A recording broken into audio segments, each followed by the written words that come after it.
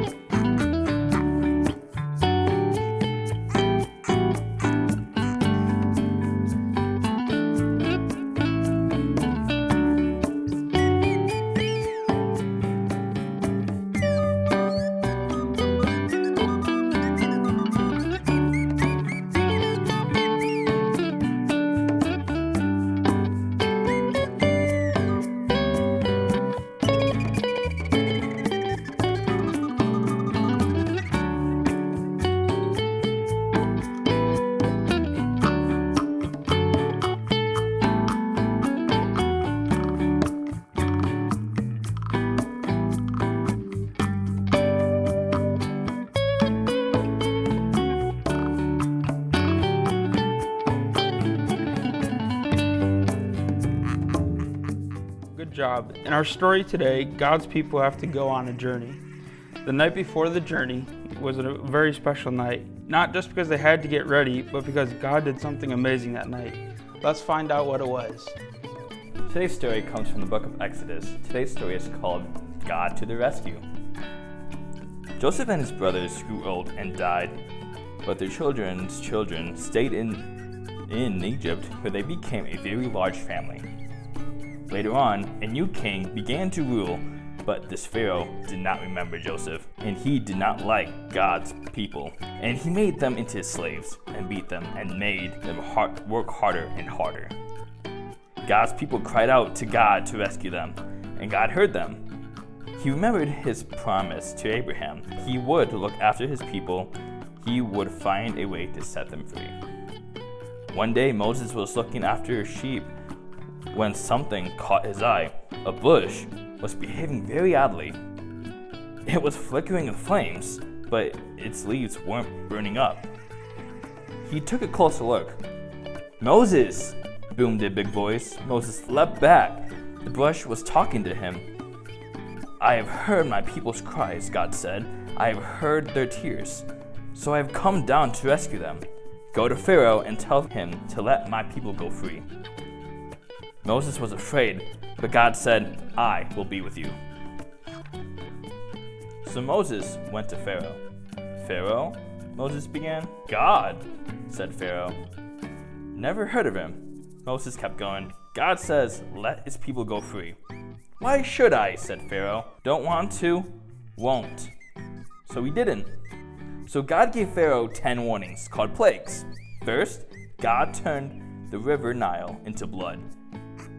No one could drink the water, but still Pharaoh would not let them go. So God made frogs come hopping and leaping and jumping in their frog beds, in their hair, frogs, in their soup, frogs, all over everywhere, frogs. "Make them go away," Pharaoh screamed. "Then your people can go free." So God took the frogs away. But Pharaoh changed his mind. "You can't go," he said. Then God sent zillions of gnats. But still Pharaoh said no. So then God sent swarms of flies buzzing in your eyes. And after that, sickness and horrible boils and huge hailstones and a swarm of locusts. Then darkness, when it should have been day, until it seemed that the whole world, creation and everything was coming undone, falling back into darkness and emptiness and nothingness. But each time Pharaoh said, "Make it stop and I'll let them go." Each time when God made it stop, Pharaoh changed his mind. He said, "Actually, no, you can't go." Finally, Moses warned Pharaoh, "Obey God, or he will send the worst thing of all." Pharaoh just laughed. So God said, "The oldest boy in each family of Egypt must die." but my people will be safe. God told his people to take their best lamb, to kill it, and put some of its blood on their front doors. When God passes over your house, Moses explained, God will see the blood and know that the lamb died instead of you. That night, it was just as God had said. Suddenly, piercing the darkness, echoing down the corridors of the palace, came a blood-curdling scream. Pharaoh's oldest son had died. At last, Pharaoh did what God said. Get out! Pharaoh said, just go. And so, that very night, Moses and God's people fled out of Egypt and out of slavery. They were set free. God's people would always remember this great rescue and call it Passover. But an even greater rescue was coming. Many years later, God was going to do it again. He was going to come down once more to rescue his people. But this time, God was going to set them free forever and ever. That was a great rescue story that God has for us, but that wasn't the greatest rescue story of all time. Just like in our story, it said that the Lamb has died for us. We can say that Jesus has died for us. And that's the greatest rescue story of all. Hey kids, I'm Christian, and it's time for us to learn our memory verse. And today's memory verse is from the second book of the Bible, Exodus. Now on the screen is going to come the verse, and it's going to read something like this. You will be my people, and I will be your God. Can you say that with me? In 3, 2, 1, ready, go. You will be my people, and I will be your God. It's in Exodus chapter 6, verse 7.